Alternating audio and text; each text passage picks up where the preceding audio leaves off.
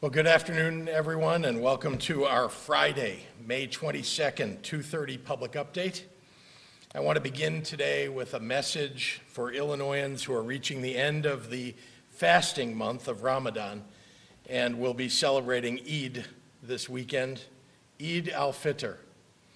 I know this weekend will look different than Eid has looked in the past, but I truly believe that adapting our expressions of faith to find our way through challenging times is one of the most faithful acts of all.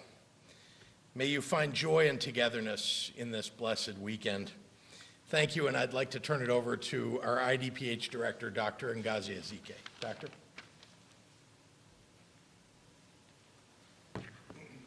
Good afternoon, and let me join the Governor in wishing our Muslim brothers and sisters Eid Mubarak as they end again this Ramadan season. We also are heading into the Memorial Day weekend, and so I know in the absence of parades, we still want to find ways to honor and celebrate those who've given their lives while serving this country, again, in a safe and socially distanced way. We continue to increase our testing capacity across the state, and the number of tests being performed each day are just a sign of the hard work that has gone into increasing our capacity and understanding the importance of testing as we overcome this pandemic. I can't thank Governor Pritzker enough for his rapid response to ensuring that we elevate our state's testing capabilities. To date, nearly 700,000 tests have been run, with 25,113 being reported in the last 24 hours. Over the last 24 hours, 2,758 new COVID diagnoses were identified, which brings our total confirmed cases in Illinois to 105,444. Sadly, we had reported through IDPH 110 additional individuals who lost their battle with COVID, for a growing total now of 4,715 deaths. As of last night, we had reported to us that 3,928 individuals were in the hospital with COVID-19, and of those, 1,060 patients were in the ICU and 589 patients were on ventilators. Sadly, thousands of Illinoisans are dead from COVID-19, and many families and friends were not able to visit their loved ones or be there when they passed. And another nearly 4,000 people are in the hospital right now fighting for their lives. Those are truly heartbreaking facts. I know this weekend is supposed to unofficially kick off the summer season, and that traditionally included graduation parties and pool openings and the like. So although it's unfortunate that we can't throw a barbecue with 100 of our friends, I think it's clear why we are in that situation. And I know that you're doing your part to make sure that we will get to celebrations that we can celebrate with more normalcy in the future. This is not an easy time, but until we have a vaccine and reliable treatment, we need to learn how to coexist with COVID. The virus is still out there, and your individual human behavior, including wearing a mask and keeping 6 feet of distance, those are the weapons that we have right now to overcome this virus. Let's continue to hang in there. Let's do the right thing. Let's continue to stay all in for Illinois. And with that, I'll translate my comments into Spanish. Feliz Viernes y Eid Mubarak. Empezando este fin de semana del Memorial Day, espero que pueda encontrar formas de honrar y celebrar a los que han dado su vida sirviendo a su país en una manera segura y socialmente distante. Continuamos aumentando nuestra capacidad de pruebas en todo el estado y la cantidad de pruebas hechas cada día. Lo he dicho muchas veces, pero no puedo agradecer al gobernador Pritzker suficiente por su rápida respuesta para elevar las capacidades de prueba en nuestro estado. Hasta la fecha reportó 25,100 13 pruebas hechas en las últimas 24 horas. Desde ayer, 2.758 personas han sido diagnosticadas con COVID-19. Ahora tenemos 105.444 casos confirmados en total en Illinois. Desafortunadamente, esto incluye 102 personas adicionales con COVID-19 que han perdido la vida, para un total de 4.715 muertes. Hasta anoche se informó que 3.928 personas en Illinois fueron hospitalizadas con COVID-19. De ellos, 1.060 pacientes estaban en la unidad de cuidados intensivos y 589 pacientes estaban en ventiladores. Miles de habitantes de Illinois están muertos a causa de COVID-19 y muchas familias y amigos no pudieron visitar a su familia o estar cerca cuando pasaron. Casi 4.000 personas están en el hospital ahora mismo luchando por sus vidas. Esa información es difícil de escuchar, pero es nuestra nueva realidad. Piensa en eso. Y no te enojes porque no puede hacer una carne asada con 100 de sus amigos. Sé que se supone que este fin de semana comenzará oficialmente la temporada de verano con fiestas de graduación, abriendo de piscinas y demás. Pero cuando se enoja pensando en las cosas que no puedo hacer este fin de semana, la próxima semana o incluso el próximo mes, recuerda los que nunca podrán volver a hacer nada de eso también. Esto no es fácil, pero hasta que tenemos una vacuna y un tratamiento confiable, debemos aprender a convivir con COVID. El virus todavía está en nuestras comunidades. Debemos seguir usando una máscara y mantener una distancia de 6 pies entre las personas. Son nuestras armas que tenemos ahora para combatir este virus. Sigan luchando con nosotros y pronto regresamos a un nuevo normal. Muchísimas gracias. And with that, I will turn it over to Governor Pritzker.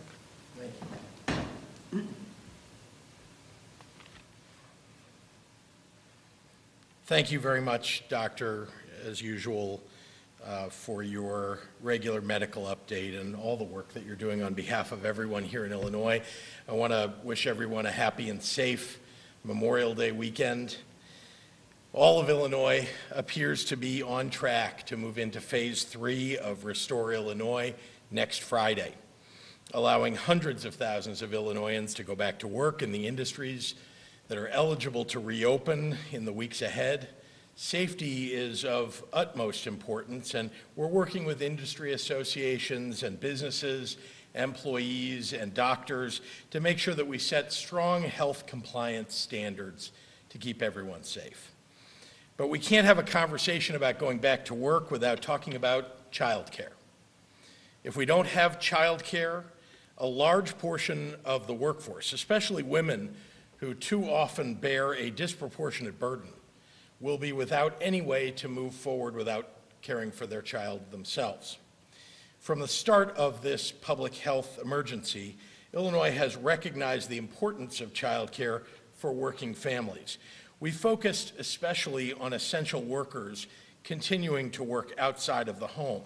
And for that reason, we included childcare in the list of essential businesses, starting with our first stay-at-home order. And over 2,500 childcare homes and 700 centers have been providing care over the past few months. That's about 15% of the previous operating capacity of our childcare system. When I issued the stay-at-home order, we implemented an emergency childcare system that provided access to childcare in small group settings for essential workers, people who ensure our public safety and help others, families to get food, gas, pharmacy goods that they need. And I'm particularly proud that Illinois made sure that all essential workers, from nurses and doctors to grocery store clerks and food producers, were eligible for the state's child care assistance program, meaning the state covered most, if not all, of the cost of childcare for our emergency childcare providers and for the essential workers who use them. And to help keep emergency childcare centers up and running, the state offered a one-time stipend and paid enhanced reimbursement rates for emergency childcare for 30% above what we usually pay to reflect the additional costs of providing care in smaller settings. In sum, we've been focused on supporting essential workers and protecting the health of children and childcare staff, and I'm pleased to say that this approach has proven successful. To date, Illinois has not seen significant transmission of COVID-19 in childcare settings, which is encouraging evidence that childcare can be provided safely. Public health experts emphasize, however, that there is much that we still don't know about this new virus, how it spreads, and especially what effects it has on children. Therefore, moving forward, Illinois must take a cautious approach that appropriately balances the need to greatly expand childcare with the need to lessen the risk of spreading coronavirus.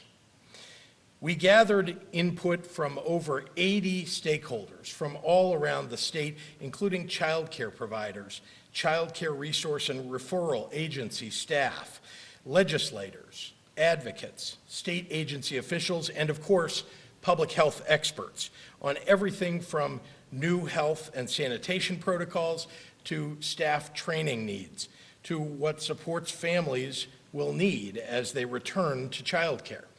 Their insights are reflected in the plan that my administration is issuing today, shaping our roadmap for safely increasing access to childcare as parents return to work.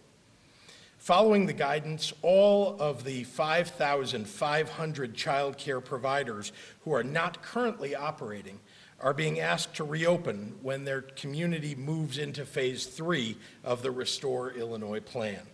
For the first 4 weeks that they're open, providers will be able to serve no more than 10 children per classroom. Once they have provided care safely for 4 weeks and have gotten accustomed to the new health, social distancing, and sanitation routines, they will be able to expand to larger group sizes, though not yet their fully licensed capacity. On the strong advice of public health experts, these new group size limits will be roughly 30% lower than the levels they were at before the pandemic. For our licensed homes, which tend to be smaller, most will be able to operate at standard capacity. With all centers and homes online, this would bring us to more than 3/4 of our previous child care landscape in Illinois. Providers that have been successfully operating as emergency child care providers can move immediately to these new maximum capacities when their region enters phase 3. Most licensed child care homes will also be able to reopen to their licensed capacity.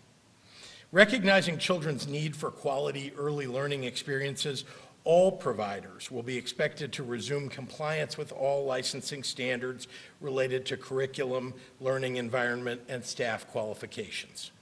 Already, we've made significant investments in maintaining Illinois' vast child care network during this crisis, implementing a simple waiver process to allow providers to be paid for all of their enrolled children in the Child Care Assistance Program for March through June, so that child care staff could continue to be paid as normal through this unprecedented period. And for emergency centers, we increased the CCAP money that providers would get for each child. But there is more to be done, and we are working on developing appropriate business relief funds that will help to minimize the impact of these necessary restrictions. That is work that we're already doing at the state level with the help of CARES Act dollars. But it's crucial that the United States Congress amplifies its support for our national child care landscape in an upcoming relief package. It doesn't matter whether it's a red state or a blue state. Every state is home to providers who need real assistance in sustaining their business through the coming months. And every child in every state deserves access to quality childcare and early learning services.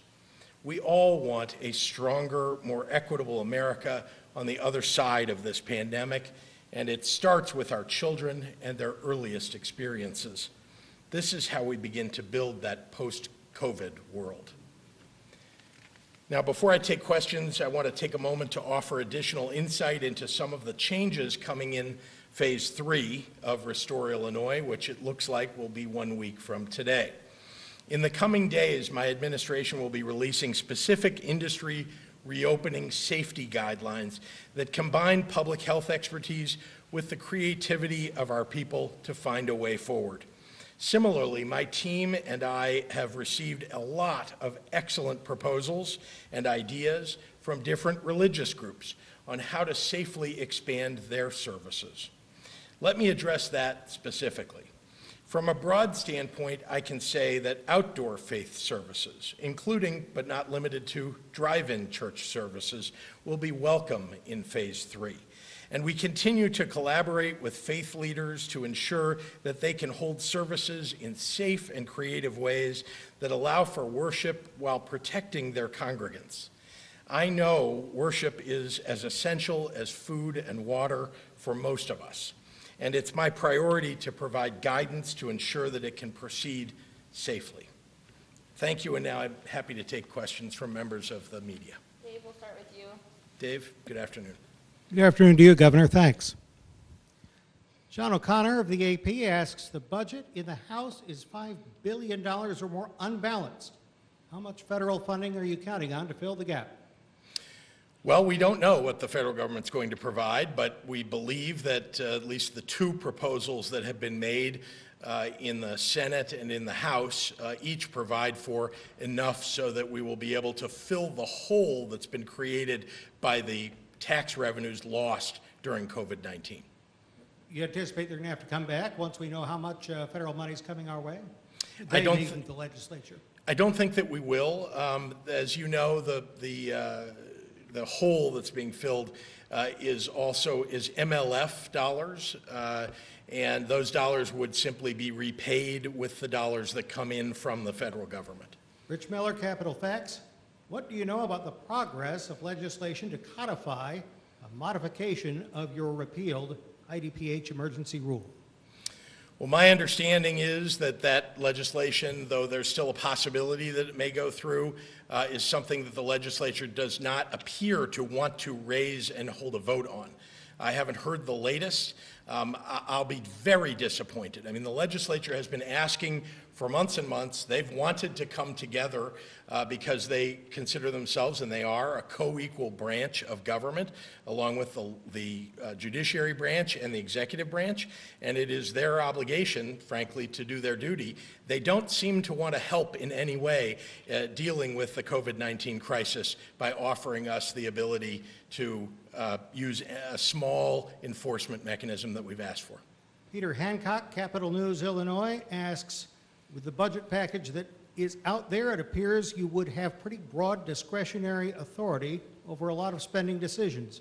Can you give details about how you would intend to use the authority, what your priorities are, and how Illinois would pay back the short-term borrowing, $5 billion? Well, I talked about the short-term borrowing just moments ago, so I'll just address the rest. Look, I put a budget forward back in February. I think everybody understands what my priorities are for the state, and I'm going to follow those priorities going forward. Kelly Bauer of Block Club, how will the state provide more child care for parents as they return? I think you already addressed that. Sorry. Yes, I did. The 2,650 emergency daycares are not enough to care for the vast majority of children here, if you want to expand on that. No, I think I talked about it a little earlier, but it's a great question, and that's why we addressed it today. Jim Leach, WMAY, when do you expect the State Board of Education to offer guidance to local districts on how to proceed with fall classes? Well, again, I think we're all subject to the challenges of COVID-19. It's still unclear whether we're going to see a spike, what challenges we're going to see over the summer. We'll try very hard to give guidance as we have it, but truthfully, this is going to be guided by the science and the data, and it's unclear because as you move forward, the data and the science, first of all, the science is evolving, and the data is giving us more information about what we ought to be doing. So short of waiting to the fall, which we won't, we'll be giving as much guidance as we possibly can. Earlier today, Leader Bill Brady of the Senate said that everybody ought to stay in town. He doesn't want to go home. Legislature and the governor continue to talk about the Restore Illinois so there is enough legislative input. What do you think of that, as well as his statement that, yeah, I talked to the governor, he listens, then he does what he wants anyway? Well, Bill knows better. The truth is that I've talked to many Republican legislators. You've seen changes that I've made along the way. Many of them have been recommended by Republican legislators. And as to staying in town, look, again, they're a co-equal branch. The legislature has the ability to do that. They're doing quick work. I also think they want to make sure that everybody is safe. You saw that there were some legislators who could not even come because they have comorbid conditions. And so, we want to make sure that everybody gets out of Springfield when they do in a safe fashion. But look, it's up to them, and I'll be here. Rebecca Anzel, Capital News, Illinois. President Trump has declared houses of worship essential. What are your plans for churches, synagogues, mosques, and other institutions? What are your thoughts about President Trump's threat to overrule you? Well, we're going to continue to operate on the basis of science and data, and I'm as anxious as anybody to make sure that our churches, our mosques, our synagogues open back to where they were before COVID-19 came along. We're gradually moving in that direction, but there's no doubt the most important thing is we do not want parishioners to get ill because their faith leaders bring them together. We hope that faith leaders will continue to do as the vast majority of them have done, which is to worship sometimes online, sometimes in other capacities, as we've talked about, outdoor and drive-in.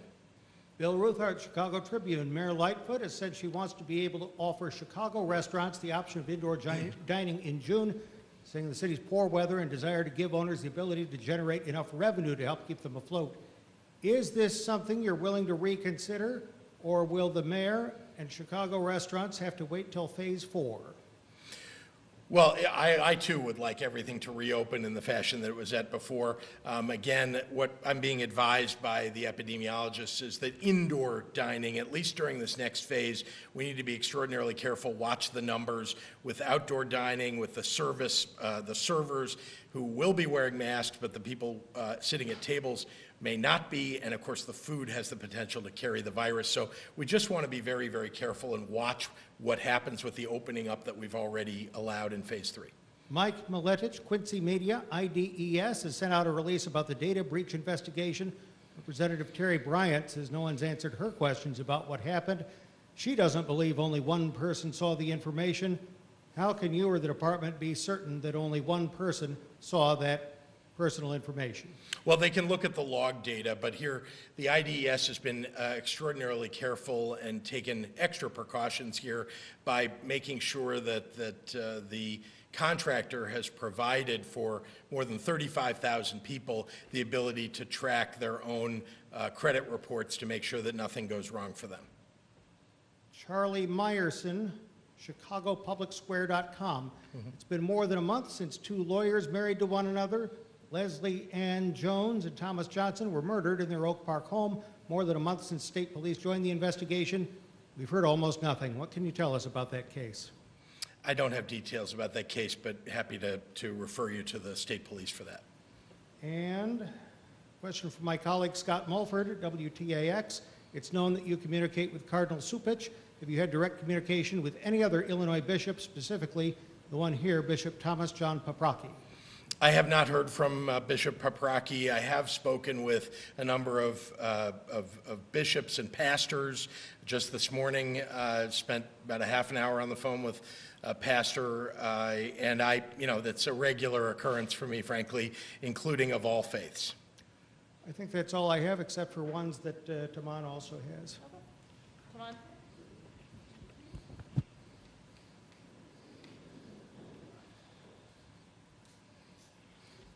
Welcome back, Taman. Thank you, Governor. Appreciate it. We've been talking about it for weeks, the impact the virus is having on African Americans and Latinos. There's a new poll out this morning showing blacks are nearly 3 times as likely to personally know someone who died from the virus than white Americans. Why isn't the legislature doing a bill to help address the COVID-19 racial divide? I can't speak to why the legislature and what the legislature would have done with a bill, but I can say this, that statistic that you cited doesn't surprise me. The African American community, honestly, has had the greatest toll brought up against them in terms of deaths. The comorbid conditions that often exist in the African American community because of historical racism, because of the failure to provide the right kinds of health care in the community, are some of the reasons why that exists. Now, of course, we're working very hard to protect people in communities of color, African American community, the Latino community, by providing testing, by doing contact tracing, by making sure that we're educating people about how important it is that they follow the rules, that they stay at home, that they use face coverings, and so on. It's going to be a warm Memorial Day weekend in Chicago under the stay-at-home orders. What's the state police's plan to help Chicago and other cities keep residents safe? Separately, a concerned viewer wanted to know if authorities have noticed drag racing on the Edens and Kennedy expressways late at night near Chicago. I've noticed it, 2 cars going 100 miles an hour. Yeah. Unfortunately, as you know, that's been going on for some time. The state police have been trying to track down those people who are committing those crimes.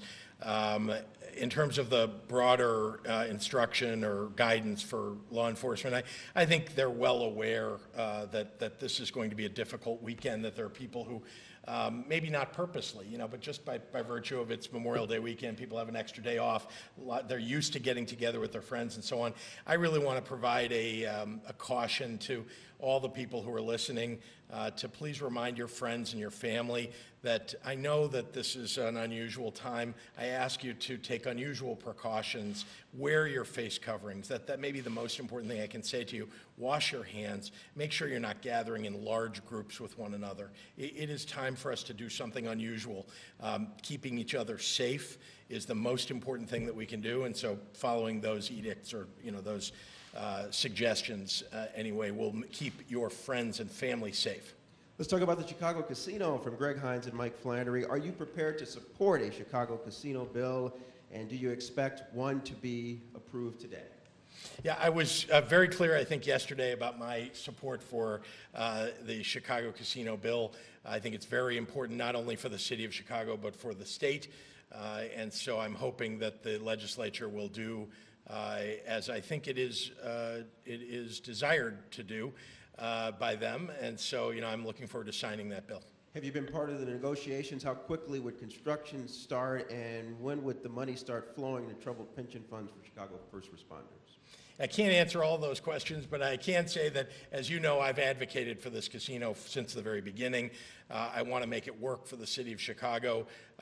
We set the basic parameters for this bill, and so there may be aspects of it that are still being worked on even this afternoon, and our team is certainly tracking that. But the basics here are still intact, and those are the things that are most important about it. I wanted to follow up on Leader Brady's comments. This comes from Rick Pearson. Do you think there is a Republican strategy at play here with the coronavirus, hoping to seize on the growing frustration of the stay-at-home orders as a play for GOP votes in November? You seem to be trying to counter it by linking Republican lawmakers to fringe anti-Semitic protesters, accusing them of trying to suppress voting by opposing vote by mail and favoring budget cuts regardless of the coronavirus. I didn't link Republican elected officials to Nazi demonstrators. They linked themselves. There were elected officials that are in the Bank of Springfield building right now who are out there speaking in front of the crowds that were holding pictures of Hitler, swastikas, and they knew they were there. They were holding up signs that said "Death to Tyrants," and then they had other signs that depicted me and Hitler. So I would say that the Republicans have tagged themselves, and for as long as they do not call out the elected officials of their own party, they are a part of the very problem that is existent in this country of allowing hatred and bigotry to perpetuate. From Mark Maxwell, the same Clay County Circuit judge who called your coronavirus restrictions unconstitutional is hearing a lawsuit today that could overturn your executive order statewide. Considering this is Memorial Day weekend, what options do you have in the event the judge does strike down your order? And do you worry a defeat in court could signal to everyone that it's a free-for-all? Now, it's clear that the judge in Clay County has his own political agenda. I can also say that the decision in that court, if it goes against us, really only applies to Clay County because it's been decided already in Cook County Court. It's been decided already in Sangamon County Court, upholding my ability to issue disaster proclamations and executive orders associated with a disaster in the state of Illinois. Tiffany Lipinski, Channel 2 in Chicago. The legislature is not going to do anything to waive penalty weeks that are denying people employment benefits. That tells us there's information the governor can take on penalty weeks without legislative action. You've previously said that that's not true. It requires a law change. Bottom line, are these people need help? What are you going to do? Well, again, we've been working with the legislature. I hope they get this right this afternoon, but this is on them right now. Here. Brad Edwards, also Channel 2. For the past 2 months, you've ruled the state single-handedly, including threats to local officials who disobeyed your stay-at-home order. Why now are you giving local politicians so much leeway when it comes to something as important as health-centric as reopening restaurants? Why well, now? we set guidance, yeah, but to be clear, we set guidance so that's not like, it's a free-for-all here. We set guidance at the state level, and then at the local level, they're allowed to do something that's more stringent, and I understand there are places where they want to do that. Why now is simply because we're listening to the epidemiologists, the doctors, looking for, how could it work safely, and if we can get something done in a safe fashion where we don't think this is going to significantly increase the number of people who end up COVID positive, it's something that we want to allow everybody to do. The whole idea here, just to remind everybody, everything that we're focused on is about keeping people safe and healthy. That's it. And if we can keep people safe and healthy and they can go about their business, that's exactly what I'd like. State records show 1 in 5 people living in state-run developmental centers have tested positive for COVID-19. That's double the infection rate seen in other long-term care facilities. Some people have raised concerns about smaller facilities where the state does not collect data. What support are you providing for the large and small facilities? Well, we've been very careful about those facilities, and this is very difficult. There's no doubt about it. Look, everybody knows it's all over the country, right? Every congregate facility is at risk. And so there's guidance that's been provided by the CDC and that is being followed by our IDPH to make sure that we're keeping everybody as safe as we can. There are private providers that are, frankly, some of them of concern, and so we've tried to stay on top of them. We've delivered PPE to all of the facilities all across the state. We've made sure we provided training to everybody at those facilities so they know how to use the PPE and guidance about how to separate the population and testing. That's the biggest thing we can do. Make sure that we're testing and then segregating the population according to who's ill and who's not ill. We're trying to get to everybody. Again, even just looking at the nursing homes, there are 1,200 plus nursing homes. Trying to get to all of those in a very short period of time is a relatively difficult thing. We've been building up our testing capacity so that we can go do that. And indeed, we are ratably getting that done. How late do you expect the legislature to go, and is your plan to stay here until they're done? That's my current plan. I don't know how late that they're going to go, and if they end up with all of the major pieces of legislation done, and it's really down to some minor issues, maybe I'll leave earlier, but I doubt it. I've been here, as you know, last year. I was here for every last minute of the legislature, and I intend right now to do that. Thank you, Governor. Thank you. We'll go to some questions online. We only have a couple. Tony Arnold at WBEZ, do you agree with the approach Mayor Lightfoot is taking in not reopening Chicago's economy with the rest of the state? Again, we've left this up to local officials to make decisions that are best for the people who live in their communities. We've tried to set a standard of safety and health for the entire state, and we've done it, as you know, we have a regional plan. So as far as I'm concerned, the decisions that get made at the local level are, in fact, up to those local elected officials, as long as they're maintaining the proper health and safety standards that we're setting. Jim Haggerty at Rock River Times is asking, some law enforcement agencies have received letters from FEMA warning them that relief funds could be denied for not enforcing the executive order. Were these letters sent before the amendment making violations a crime was removed? There was not a timing set for a letter like that. I'm aware of the letter. It's a letter really about making sure that people understand that they won't get FEMA reimbursement if they don't follow the rules that the federal government set out. Haiti Clotter at Fox, Illinois. Governor Pritzker, what is your response to State Senator Chapin Rose after he collected feedback from local leaders across 10 counties as they shared their fears for their communities and the timeline concerns between each phase? Have you gotten a chance to read those letters, and what's your response? I'm not sure if that's something I've received recently. I've received a lot of plans, and I can't specifically identify the one that came from Senator Chapin Rose. As you know, I'm trying very hard to read and listen to all of the ideas that come from across the state. Indeed, we've incorporated many of those ideas into the executive orders as we've moved forward. So I look forward. If I haven't seen that one, and I'll go back and make sure that I do, if I haven't seen that one, I will make sure and do it. And again, one more thing, the opinions of local officials about how it can operate, how this can operate better in their local areas, does have an effect on the way that I think about, how we should put these orders going forward.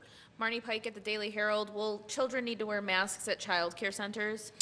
No. So the requirement here is that any child that's 2 and under is not required to wear one. We have actually a smaller group requirements for those very young children than we do for slightly older children. Yes, older children are going to be asked. Obviously, if they aren't medically able to wear a mask, then they don't have to. But again, the more people that are wearing a face covering in a group setting, the better. And Marnie had one more question about, will Arlington Park and other tracks be able to open with spectators this summer? The bigger challenge in that question is the spectator question. We're still working on what the guidance might be for them to be able to run races. We want people to be able to enjoy watching races. That can be done remotely. You've seen that the major league sports are doing that, or at least they're attempting to do that. So we'd like other sports to be able to. Again, we just want to make sure that folks who work in the backstretch and everybody that's involved in it is kept safe. Amanda Vinicky asks, what evidence do you have that coronavirus can spread through food? CDC does not seem to indicate evidence for that. Mm-hmm. I guess I can't speak to all of the reasons, and it may be that it's more around the plates and the other items that are being served. So perhaps Dr. Ezike can address this. The fundamental reasons why restaurants are more difficult, restaurants and bars are more difficult. So the CDC actually did just update their guidance regarding the transmission, the spread of the virus. And so their emphasis is that spread is happening particularly between people.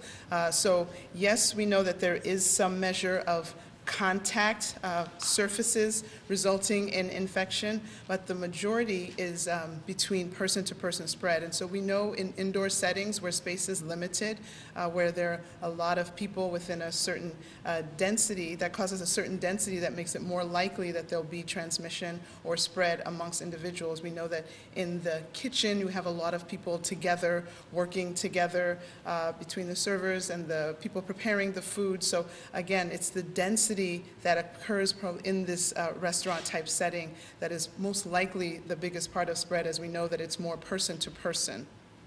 And Amanda had one more question about any insight on when visitor restrictions can be lifted at nursing homes.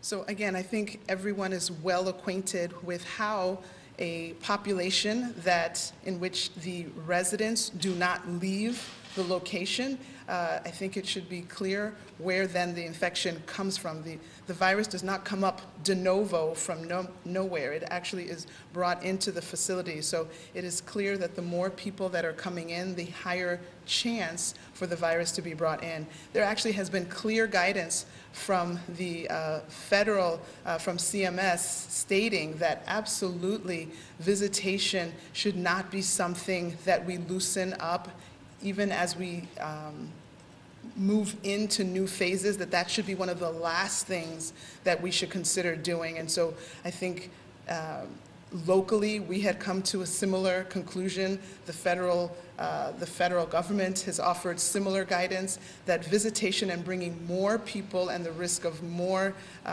infection into the place with the most vulnerable population is not the way to go. So no, we're not looking at releasing visitation right now, but we still urge that despite being physically distanced and not being able to physically connect, that we really promote people having ways to virtually connect or electronically connect through so many of the ways that we're all using now, whether it's Zoom or WhatsApp or iPads, WebEx. We want to please use as many opportunities as we can to have people still connect. That physical, that actual connection, whether it's, although it can't be physical, is so key and is helpful and is needed by our loved ones that are in these long-term care facilities. All right, I think we got through everything. Thank you, everyone. Thanks, everybody.